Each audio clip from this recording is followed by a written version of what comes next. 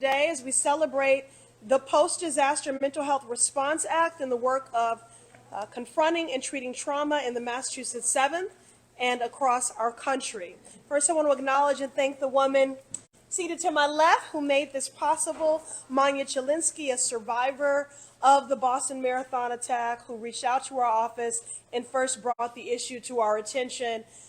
Yet another example of the power of a single voice. I just want to reiterate that because we are here today celebrating a piece of legislation that has been signed into law because she sent an email. And then since that email was sent, we began a relationship and have been in conversation and in work for several years to make this day possible. I want to also acknowledge my partners in government who join us here today, Senator Miranda, Representative Worrell, Councilor Mejia, and other local leaders and officials. Of course, our partners in healthcare, thank you, Charlie Murphy, and the entire team here at Harbor Street for welcoming us and for what you do each and every day in the interest of public health. You are also good neighbors in every way and involved in so many things, so we thank you for daily standing in the gap and meeting the needs of community. And of course, we're going to get into a roundtable, but I do want to offer some very brief remarks because it's most important to me that we have a free-flowing conversation about the impact of the Post-Disaster Mental Health Response Act, as well as the work that we have before us as policymakers to build healthy communities, making sure everyone impacted by trauma has a pathway to healing. As many of you know, since my tenure on the Boston City Council, it has really been my heart's work to prevent trauma, to mitigate trauma, and to treat and to heal from trauma in all forms, and to do the work of advancing survivors' justice, whether you are a survivor of sexual assault, of community-based violence, of gun violence, or of domestic terrorism, or a natural disaster, which is how we find ourselves here today. Again, it is an example of the power of a single voice, the power of our constituents, and also what I call cooperative governing, solutions that are community-driven and government-endorsed. And as I so often say, keeping those closest to the pain, closest to the power, driving and informing the policy solutions. When disaster strikes, whether it be a natural disaster or mass violence, survivors are often left grappling with lasting trauma, which has devastating impacts on their mental health. But too often, critical mental health services offered by FEMA to cope with these tragedies are inaccessible. Those who experience trauma from tragedies like the Boston Marathon bombings know what it's like to walk away from a tragedy with invisible wounds and to suffer in silence. The Post-Disaster Mental Health Response Act aims to change that by expanding mental health and trauma resources to survivors of even more disasters. And again, I'm so happy to have seen this signed into law by President Biden. With the passing of the Post-Disaster Mental Health Response Act, FEMA crisis counseling assistance will be available to more survivors regardless of a tragedy's designation. We'll talk a little bit more about that later. Trauma is nonlinear and indiscriminatory, and our federal response should meet every impacted individual exactly where they are. This measure will confront what I deem to be the next pandemic, and that is trauma, and the impact of mental health on our society for people of all ages. We spent years, since that first email from Manya, working in partnership with our colleagues like Congresswoman Judy Titus, Senator Dick Durbin, and others, and many of you here today, to get this across the finish line. Again, I look forward to a day where people do not have to relive their trauma in order to compel action from their government. But I am grateful each and every time that someone like Manya steps up to do it. Again, this is another testament to the power of cooperative governing, an important step towards addressing the cycles of trauma that have trapped our neighbors and our loved ones on a difficult road to recovery. As someone who has made it my life's work to advance policy that address trauma and to promote healing. I'm so proud to host this discussion and to celebrate this momentous occasion. And I'm especially grateful to Manya and other survivors who have called for action on this front. It is not easy to relive your trauma, to share your story repeatedly in the aim of meaningful policy change. Your experiences inform this legislation every step of the way, and we would not be here. I'm sorry, I'm a little emotional. And we would not be here today if it weren't for your advocacy. And in that vein, I would also like to ask our esteemed participants to introduce themselves and share any opening remarks before we jump into a more formal roundtable discussion. And we will we'll start actually with to the left of me and go around the table. So. Hi everyone, I'm Manya Chilinsky, and can I just say that I never imagined that first time I spoke with one of the Congresswoman's staffers on the phone that it would turn into something like this. That's what I wanted. I just didn't know if it was possible. When I first spoke with your team, Congresswoman, I was just coming from a place where I felt invisible. I felt that having mental health wounds didn't count, and people weren't thinking about it in the big picture of the response. And I called your office asking for help, and I didn't even know what I was asking for. But through our conversations and the work that you and your amazing team have done, we came to this place. So I want to say thank you to you and your team for this work as well. I mean, we wouldn't be here without me. We definitely wouldn't be here without you. Well, so thank you. We can give it up to my team. Yes. Give it up to the team. Thank you so much, Maya. Senator? I don't have a microphone. Can we share that one? I just don't know. Thank you. I haven't had my coffee this morning. Thank you. After a devastating, traumatizing, and challenging 2-week span in the 2nd Suffolk district, where we saw the loss of a 13-year-old boy in Mattapan and a 21-year-old woman in Jamaica Plain, I wrote some remarks, and normally I speak from the heart, but I'm going to read them because I think we're all sitting in a space that we all know who are survivors, and our communities are full of survivors, that often when we talk about traumatic events, they stay with us. And so I just want to start there by calling that into the room. I want to say good afternoon to everyone. I'm State Senator Liz Miranda. I want to say hello to my colleagues and really thank the Congresswoman and Harvard Street Health Center and your staff for inviting me here today. We know that this roundtable discussion is creating a space here to discuss the intricacies of a disaster in correlation to the impacts on someone's personal mental health.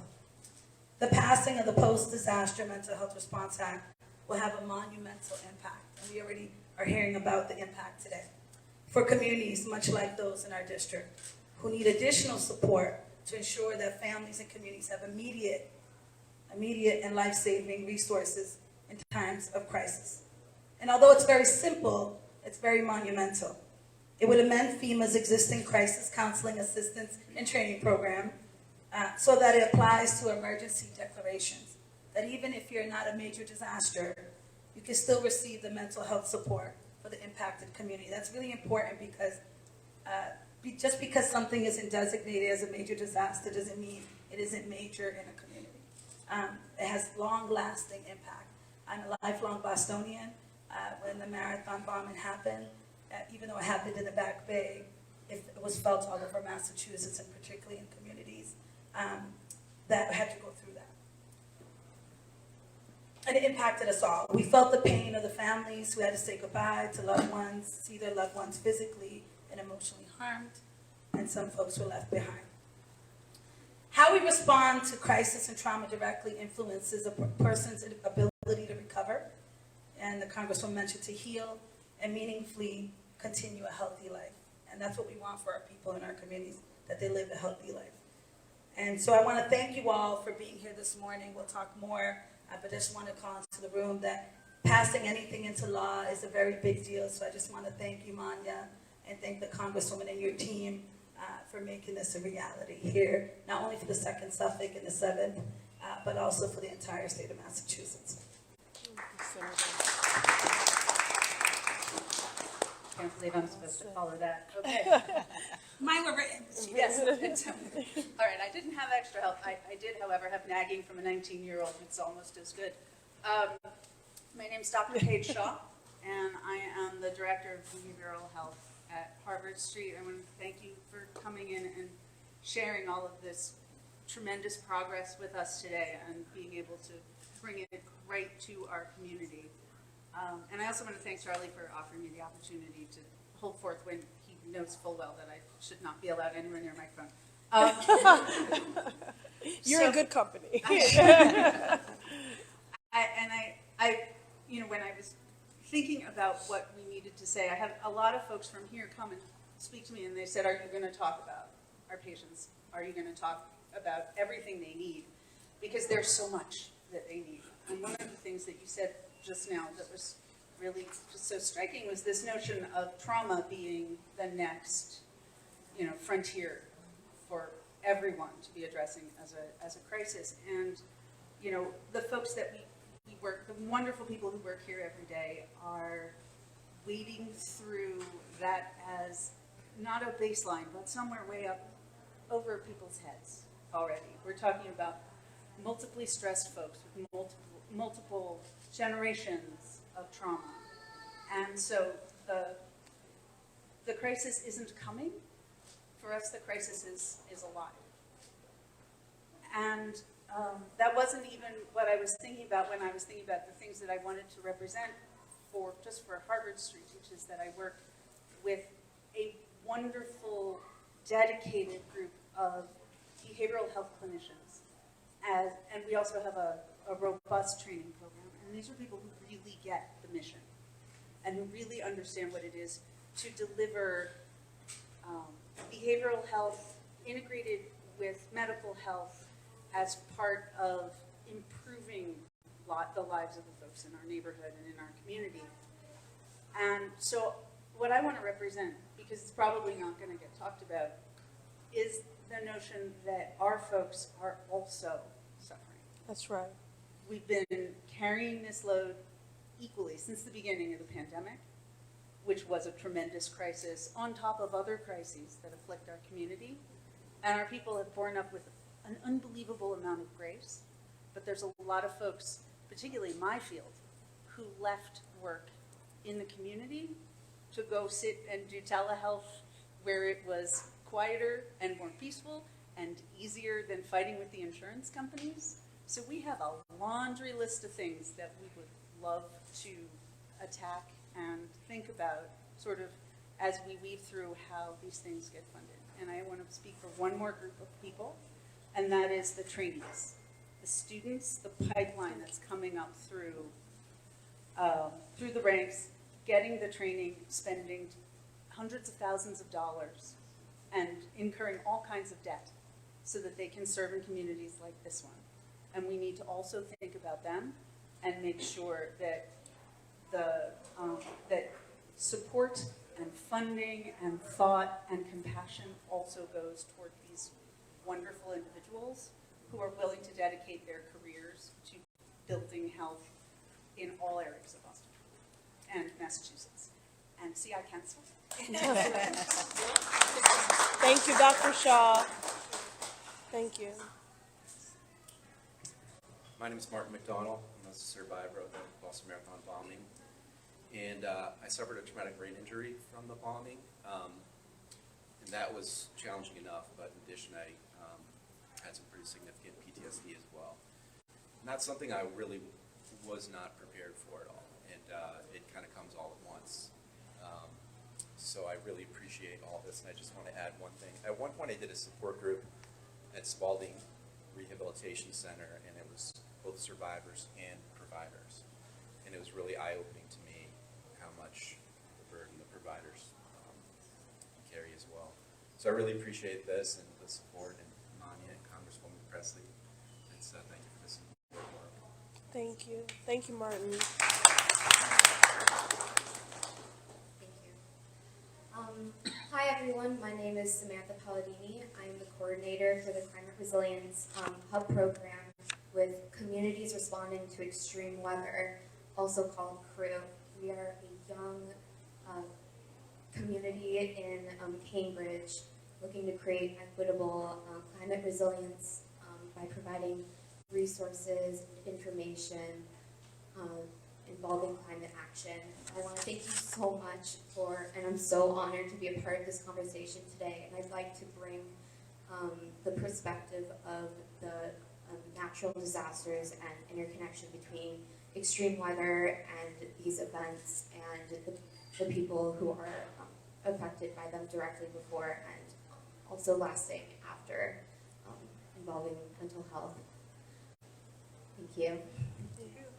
Thank you.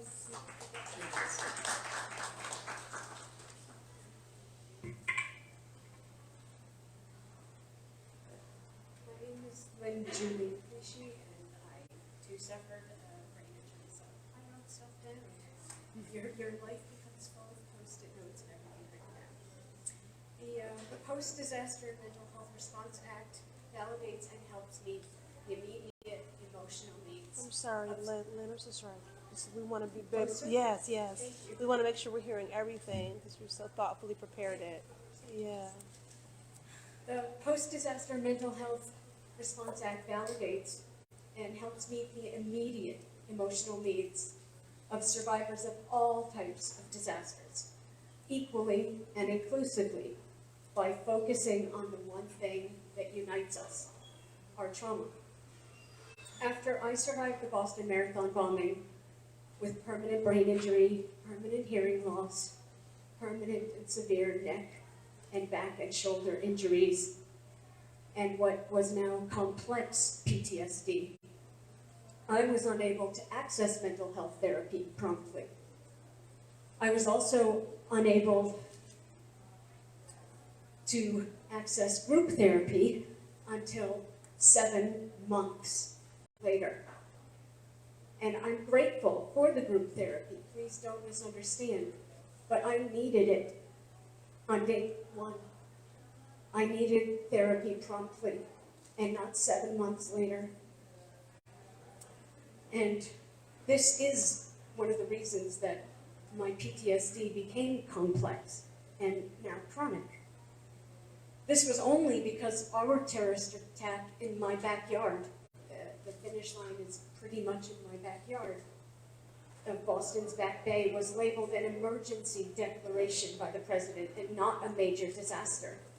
And Ayanna Pressley's Post-Disaster Mental Health Response Act closed that loophole by providing 9 months of mental health therapy after every kind of disaster, not just one or the other. So, thank you.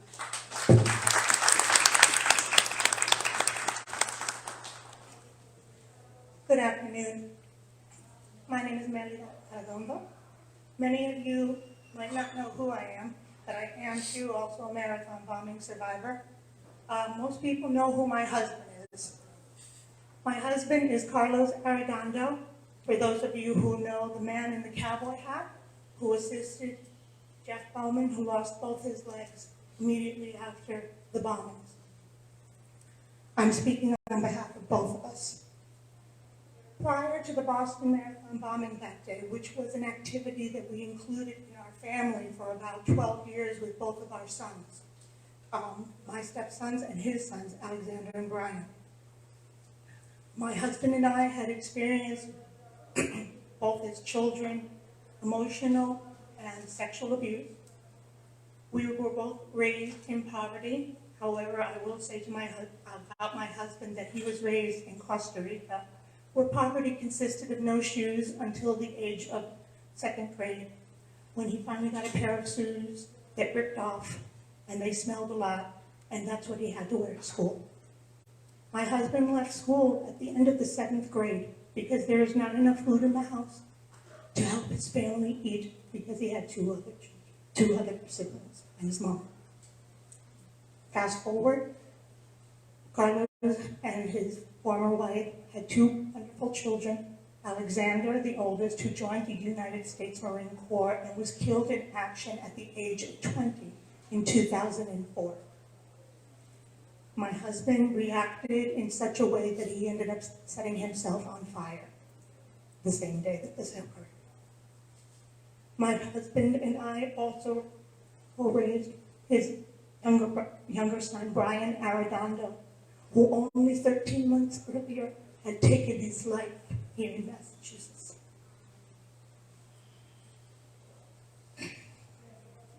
Currently, we both live in a state of poverty. This may be surprising to those people who may have followed the story and thought that the media was paying us money for giving our interviews. Let me explain to you who the first two visitors were to our house the day after the bombing.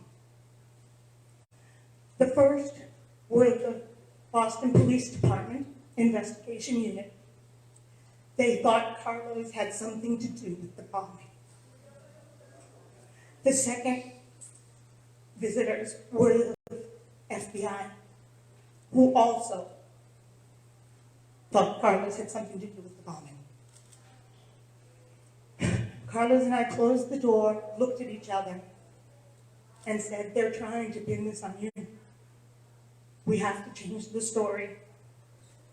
At that time, there was a line of many media outlets, the cameras, the different reporters, going down our sidewalk and around the block. What we decided to do was explain why we were there, what Carlos did, and how important it was for us to speak to Spanish-speaking media, because that is both of our native tongues. I need to put this in perspective, because also as we talked to the media, no one reached out to us who had anything to do regarding helping survivors, because not only was Carlos helpful that day, but he was up close, saw everything, saw Crystal Campbell, saw many people who had lost limbs, and helped Jeff, who had lost both of his lower limbs. To this day, he still has nightmares. A few months later, we found out through Tia Martin, who works for the city of Boston, about the support group at the Spalding. We attended. We were asked to leave. You heard that right? We were asked to leave because apparently there were some people in the room who believed that we were there for our own benefit and to leak stories, which could be farther from the truth. Because we are both parents of the fallen, we reached out to MGH Home Base, which provided us, finally, some assistance in trying to process this and the many other traumas, as well as the death of our son due to combat. So I want to tell you a little bit about me. I was working down the street from here at the Uphams Corner Health Center in Dorchester, where I worked for 13 years in the community, primarily with Spanish speakers, but I also knew at that time a bit of Cape Verdean. Okay? I was at that time the supervisor at the HIV, for some time the supervisor of the HIV/AIDS Services Department. At that point, I was asked by my executive director a few weeks earlier to work with Harvard University on a research project. The day, 2 days after the bombing, I met with young people throughout our community for a focus group. My questions went to the side. They talked about the bombing and how it impacted them. And I totally agree with Senator Liz Moran that the people of color, people who low income, people who do not have English as a first language were forgotten. I also want you to realize that there were 3 Latino families, myself and 2 others, who were bombing survivors. Okay? we did not find out information on how to get services. So at that, I'm going to let you know that Carlos and I experienced some physical injuries. We lost our hearing significantly. We both wear hearing aids. I don't have them on today because one of them is broken. And they are not covered by insurance. So we both have profound hearing loss. My husband, much more. So I will pass it along to not only my city councilor, but also one of my good friends and a person who also believes that policy is her love language. Thank you very much for listening to me.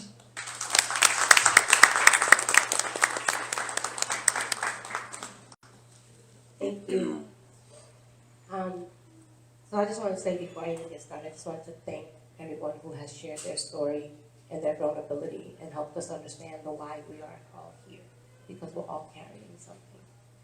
And so I think it's grounding that in that why that is going to make the work that we're about to embark on so incredibly powerful, because it's stories like we've heard so far that remind us of why we exist. And policy is a language that I'm learning through my mentor here, Congresswoman Ayanna Pressley. You know, you introduced the work of trauma to parents that I had been working with, and we didn't even know we were traumatized. We were carrying things into spaces and places, not knowing how we were showing up and not knowing how to name it. And it was through your leadership that we recognized that we too were traumatized. And through that work, we realized that we needed to do something in our schools so our schools could receive our kids who are carrying trauma in their backpacks in ways that embrace them. So it's through your work that I am here, and I am so grateful for you and everything that you have done, that you continue to do on the federal level to hold us down. So thank you. And thank you for your leadership, okay, and all of the Boston Marathon survivors who we're here to not only uplift and support, but recognize the important role that we play in making sure that we move this work. Just quickly, I am an inspired speaker. I am trying to model my colleagues' behavior here. I don't have prepared remarks, but I have a few bullet points that I just want to uplift. I lived in New York during 9/11, and I remember that day. And I remember the hostility that was placed on immigrants and people from diverse experiences, if you will. And that's trauma that has never been treated. And that was a national disaster. But the residual impacts of the hostility that followed has never been addressed. And I think it's important for us to uplift that, because then, having grown up here in Boston and being here during the Boston Marathon, I saw that here yet again.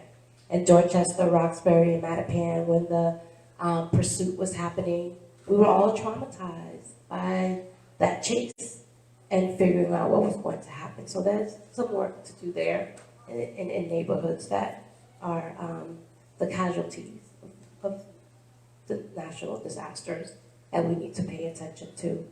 And then, you know, I just want to uplift as we continue to move through this conversation is that COVID is in many ways part of that traumatic experience that we're going to have to lean into, because we have expected people to go back to work and leave their full selves behind.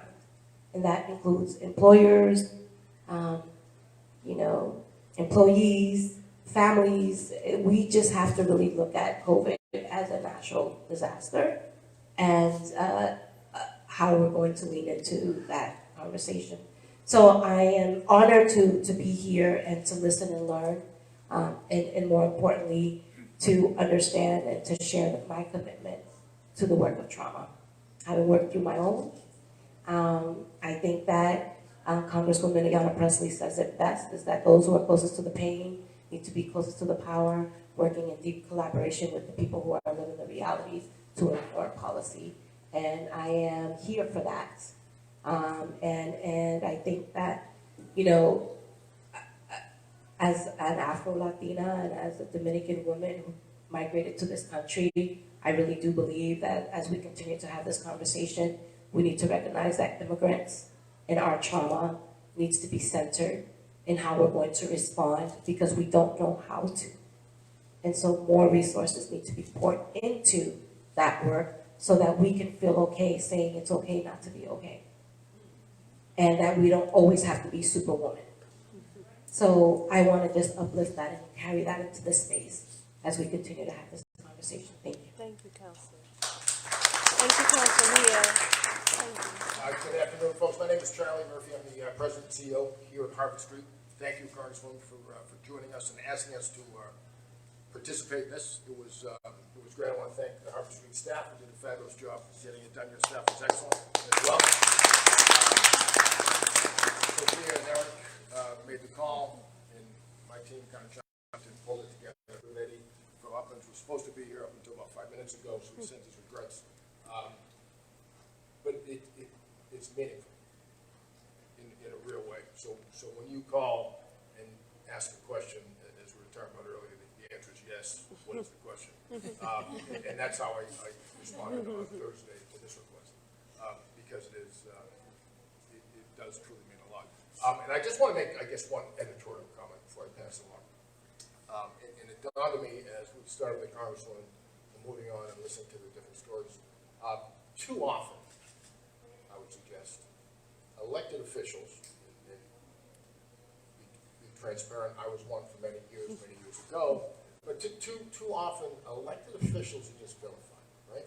Nobody likes elected officials. Everybody likes their elected officials, but in general, nobody likes them, whether it's state rep, Chris Rowe, thank you for being here, Liz, federal, local, whatever the case. But this, I'm so happy to be here, because this is Exhibit A of how it works.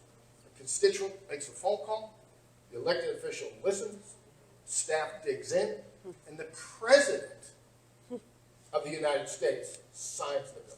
That's right.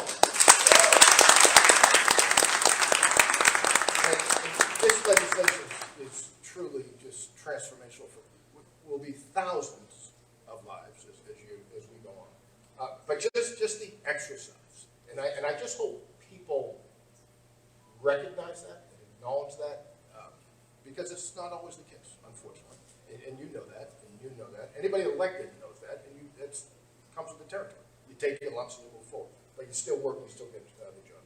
So this is just, again, just a fabulous result. Thank you, just for the great work. And again, anything you need, Harvard Street. Thank you so much.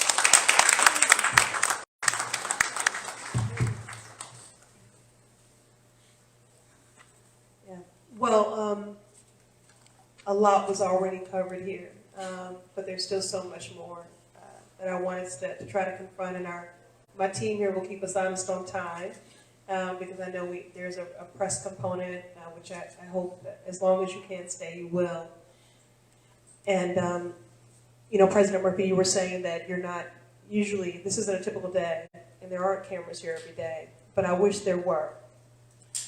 Because the work that happens here is so essential. Every single person here is an essential worker, and again, has not been exempt from trauma or hardship, period, but especially during these consequential, most recent years. And so we applaud you and we thank you, and I will say what I always say about our health centers, and that I'm so proud to be the member of Congress that represents the most health centers in the country. 15 are in the Massachusetts 7th.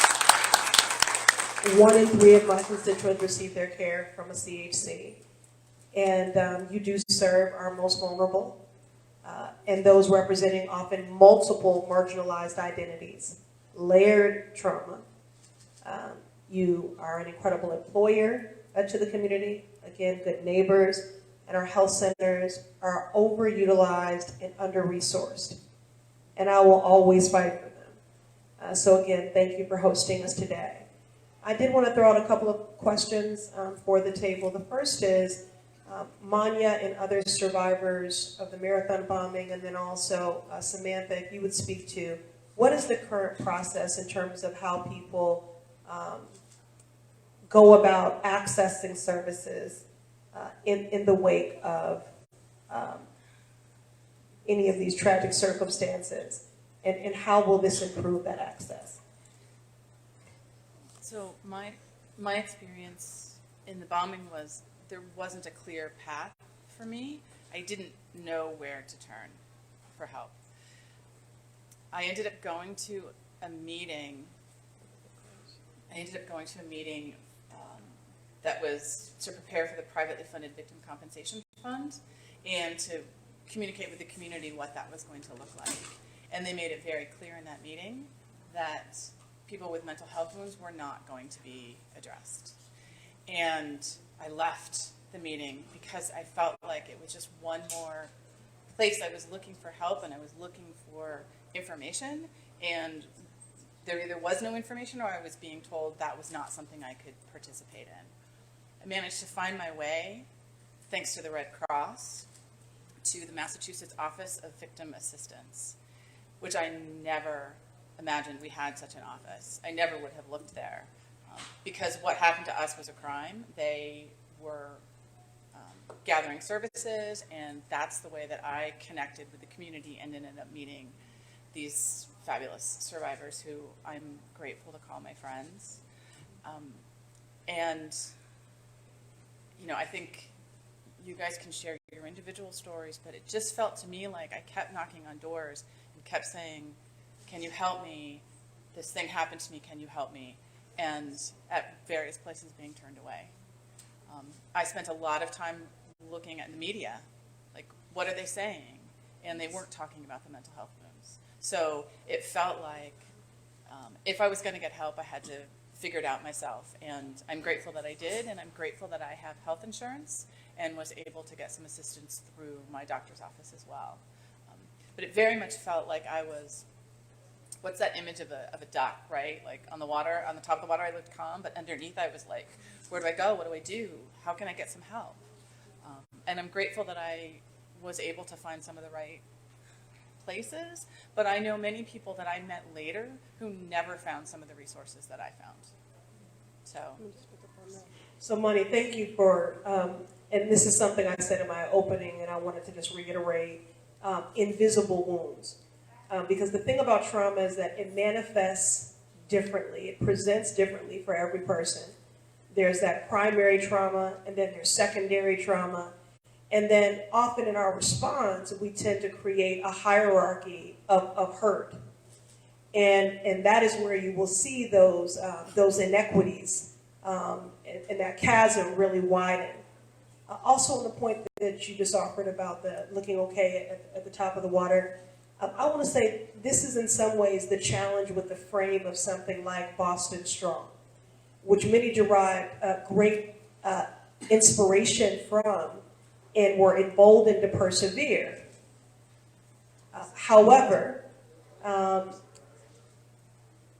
it in some ways infers that everyone is okay because folks are just continuing to move and staying afloat and continue to swim. But there are these invisible wounds. So I hope that will be a takeaway for people, that there is no hierarchy of hurt. We have to find a way to meet everybody where they are, and that there are physical wounds, there are invisible wounds, and everyone is deserving of a pathway to healing and access to mental and behavioral health services. Whether you're talking about domestic terrorism, a natural disaster, community-based violence, sexual assault, whatever it is, whatever you're a survivor of as the result of some traumatic, disruptive life happening, everyone is deserving of healing. Okay, would love to hear from some other survivors, yes. About what your process was. Right. I just wanted to chime in on what you were, follow up on what you were saying, that even even with things like the One Fund, I was told by the director, Lori Van Dam, I volunteered for the board of the Resiliency Center along with Manya and Mel, and I volunteered for the board of the One Fund, and was told that we are not acknowledging internal injuries, so-called invisible injuries like permanent brain injury and permanent hearing loss, because the quote was, "We know what the donors meant with that money, and it wasn't for that." And I'm not trying to be negative. I'm not trying to throw people under the table. I'm trying to reiterate what Congresswoman Pressley just said, that there should not be a hierarchy of who needs help more than who doesn't need help.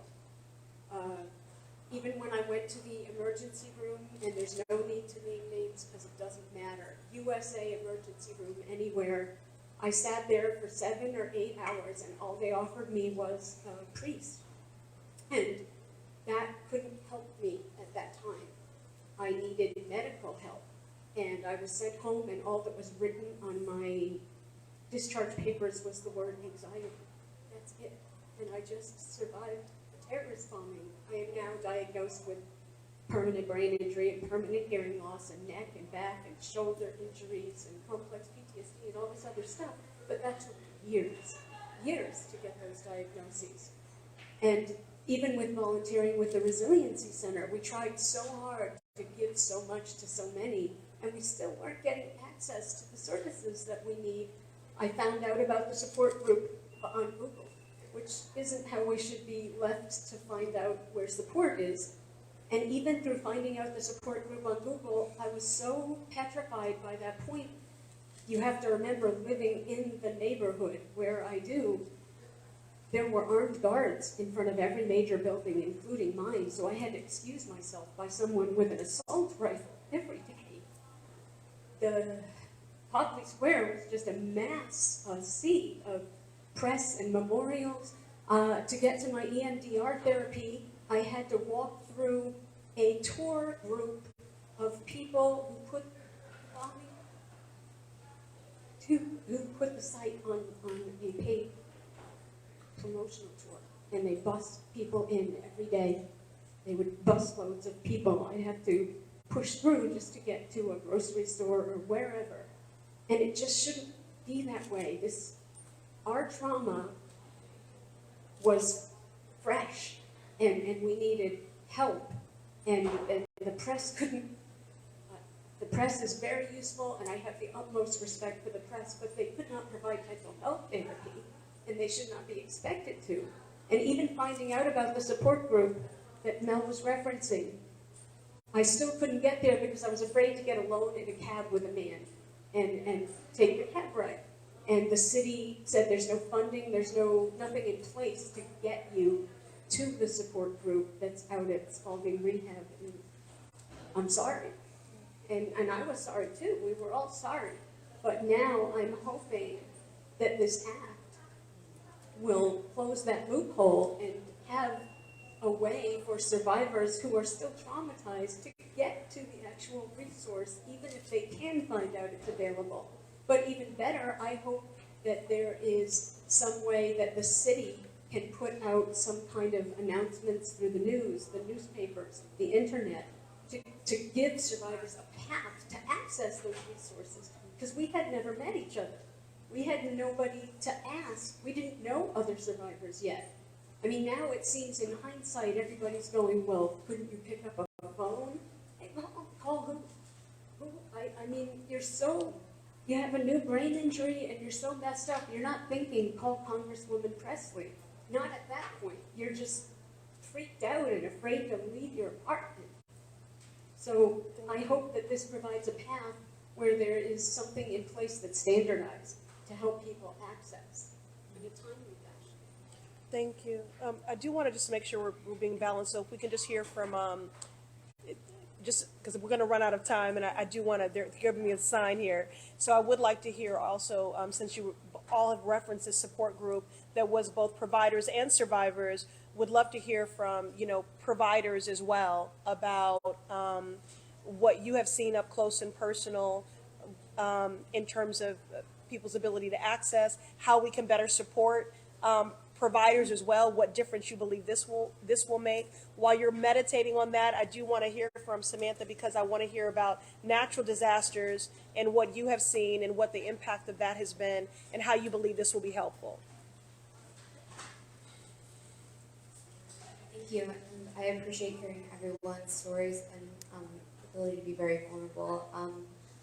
So taking a climate justice perspective on things, I think a lot of the research and testimonies provide a lot of true evidence that there are major, mental health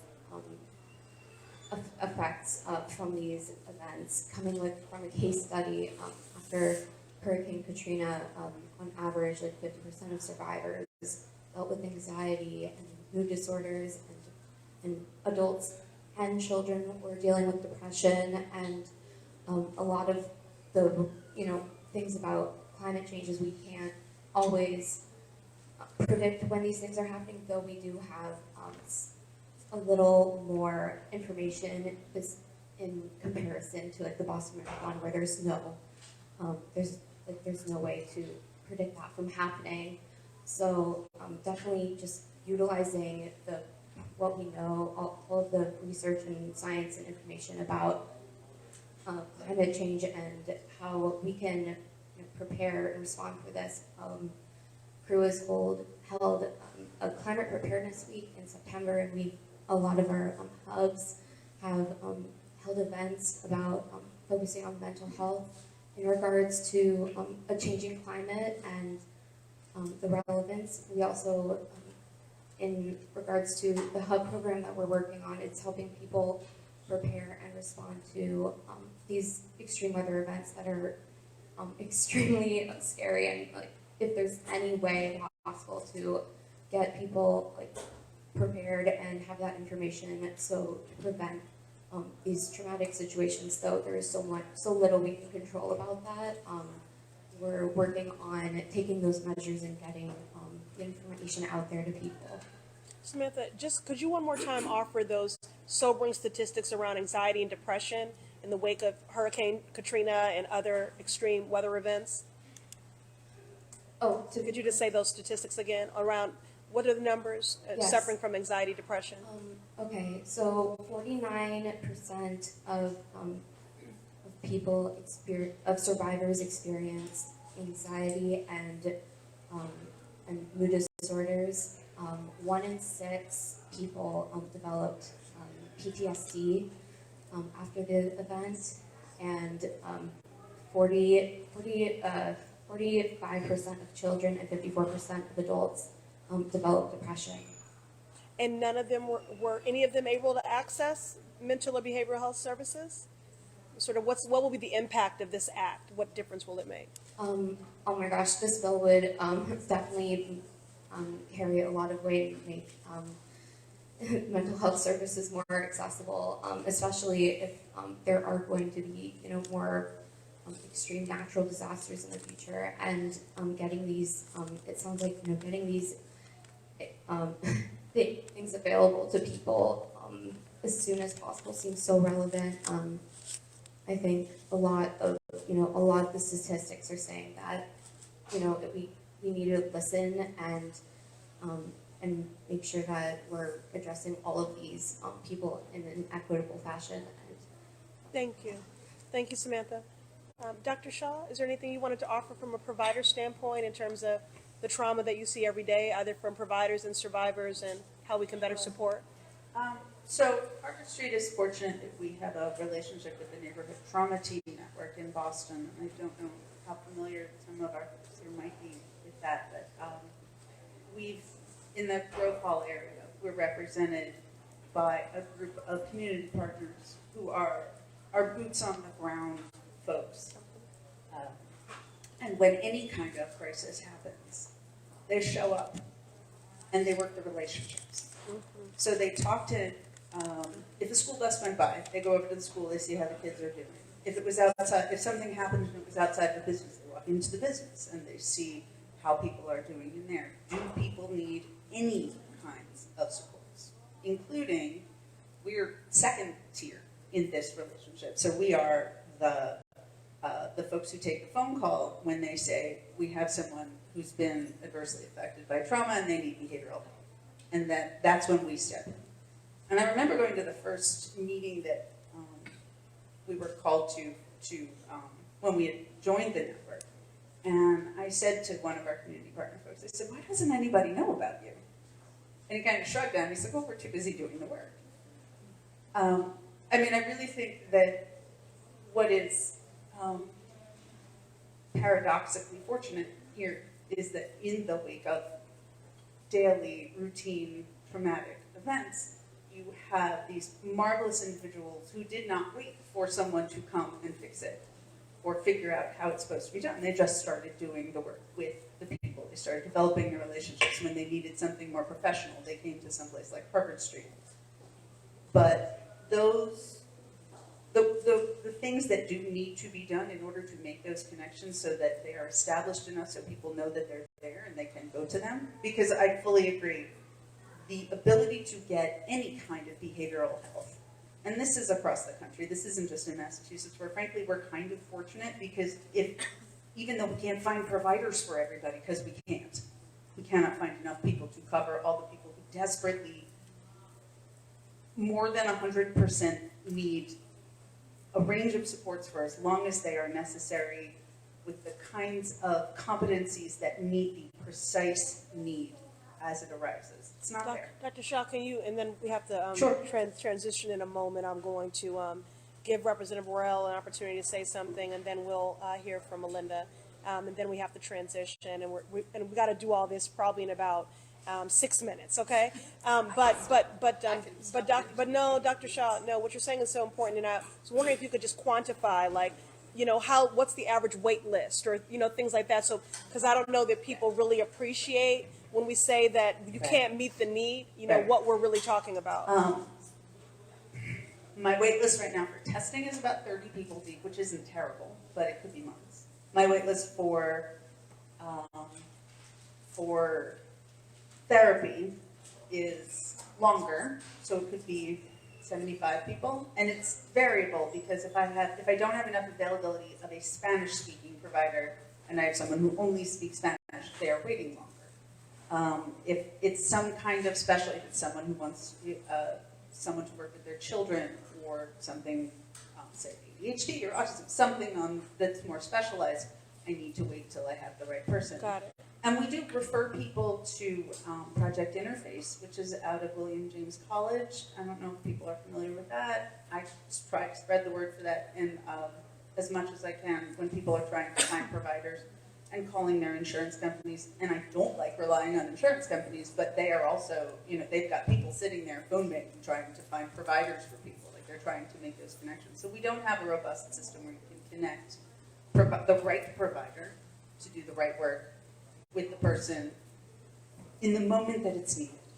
Thank you, Dr. Shaw. And honestly, this is a question I've been asking myself a lot, which is, how do we heal the healer?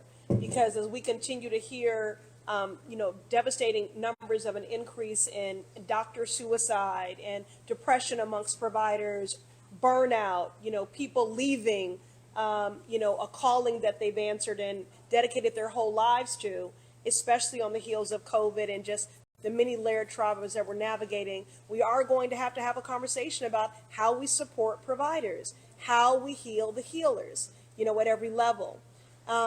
Martin, before we transition to Representative Worrell, is there anything that you wanted to offer as we're closing out? No, as you were saying that, I remember the support group that I did at Spalding, and it was extremely eye-opening. You know, doing a support group, so it's not just talking, you're sitting down for 3 hours at a time, weeks at a time, and listening to survivors, but also the healthcare providers, and it is extremely important. So I'll leave it at that. It is incredibly important work you're doing, and I deeply appreciate all your work. Thank you, Martin. Okay, Representative Worrell, and then Melinda has something that she wants to offer before we transition. Good afternoon, everyone. Christopher Worrell, State Representative of the 5th Suffolk District. So excited to be here. This morning, I had an interview talking to about 57 young activists, and they asked me, how do you get your policies across? I always quote what Ayanna Pressley says, is the ones closest to the pain is the ones that should have the power to write the policy. And this is what we're seeing right here today. We're seeing how government works. A constituent coming to the congresswoman and making it into law, and our president signing it and making it law. And this is truly effective, and I thank you for the advocacy you've been doing statewide. And also, trauma's real in our communities. Around Thanksgiving, my son's barber got shot and killed. And we were getting ready to go to school, and he seen his face flash on the news. And he turned to me and said, "Dad, what happened to Max?" And what do you tell an 8-year-old boy who all he knows is going to the barber, having laughs, having conversation with his barber, Max? What do you tell him? So thank you for this bill. It not only does it mean a lot to every survivor, but it means a lot to me and my family. Thank you, Congressman. Thank you, Representative. Melinda. Thank you, Congressman. I'm in regards to the Post-Disaster Mental Health Response Act. One item that impacted me directly, well, two items. One is while I was working, and they knew on the job, everybody knew on the job what had happened because we were in the news. Unfortunately, I chose to part ways because the executive body of the organization was not understanding what I had gone through. I will tell you, I was absent while on the job. I was unable to focus. I was afraid to deal with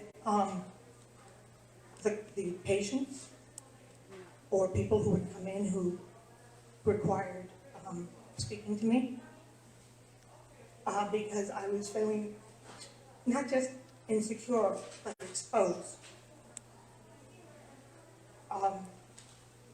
And I chose to leave.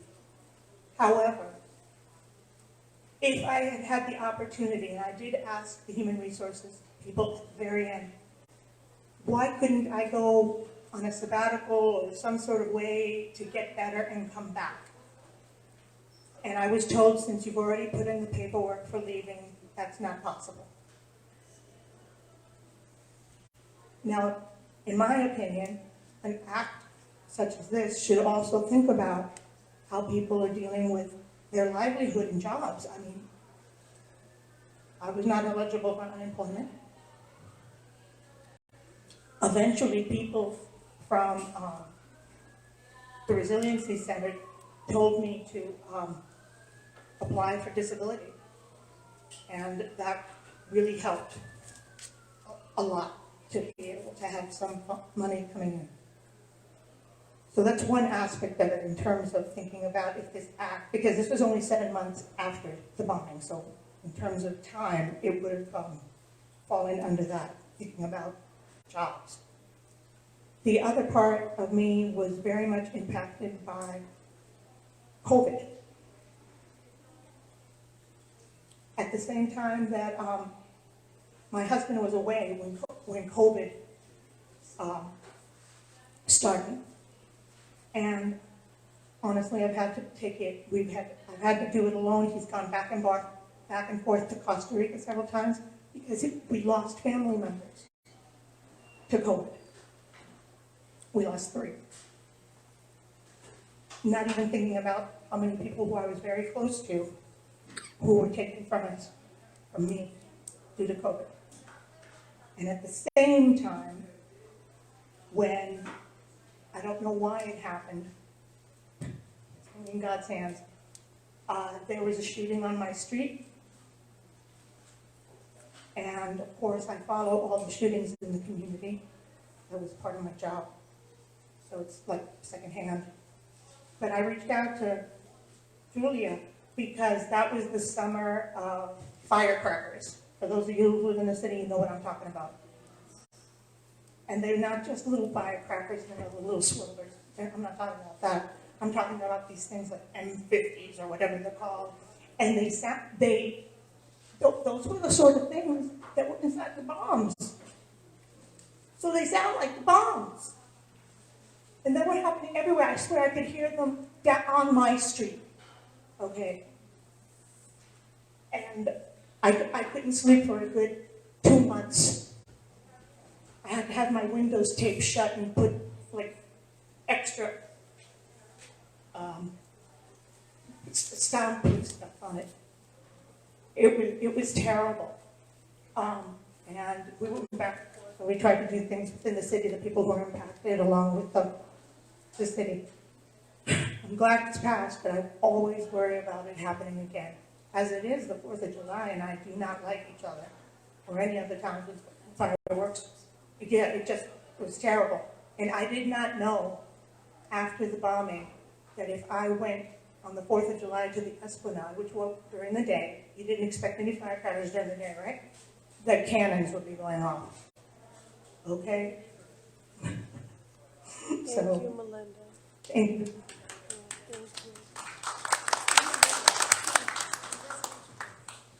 All right, well, again, I thank you all for joining us today. I thank my colleagues in government. You know, I consider you all doing the work of healing and restoration every day as lawmakers and as my partners in this work. Again, we thank Harvard Street for being our host. We thank you for the work that you do every day. We thank you for standing in the gap. We thank Manya for your fortitude and your advocacy and your vigilance. You are one person, but you represent thousands. And I know your survivor community is feeling a little bit more hopeful and encouraged today because of your advocacy. And with that,